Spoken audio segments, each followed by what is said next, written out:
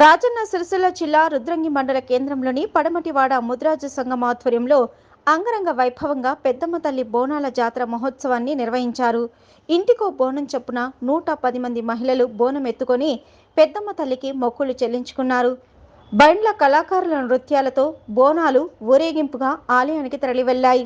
ఈ బోనాల పండుగ కార్యక్రమంలో ప్రభుత్వ విప్ ఎమ్మెల్యే ఆది శ్రీనివాస్ పాల్గొని ప్రత్యేక పూజలు చేసి పెద్దమ్మ తల్లి ఆశీస్సులు తీసుకున్నారు. ఈ సందర్భంగా ఆయన మాట్లాడుతూ ముద్రాజు కులస్తుల ఆరాధ్య దైవమైన పెద్దమ్మ తల్లికి బోనాలు సమర్పించి మొక్కులు చెల్లించుకుంటున్న ముద్రాజు కులస్తులకు శుభాకాంక్షలు తెలిపారు. ఆ పెద్దమ్మ తల్లి ఆశీస్సులతో వర్షాలు సమృద్ధిగా కురిసి ప్రజలందరూ సంతోషంగా ఉండాలని ఆ పెద్దమ్మ తల్లిని వేడుకున్నట్టు తెలిపారు. ఈ కార్యక్రమంలో ముద్రాజు సంఘ సభ్యులు, మహిళలు పాల్గొన్నారు.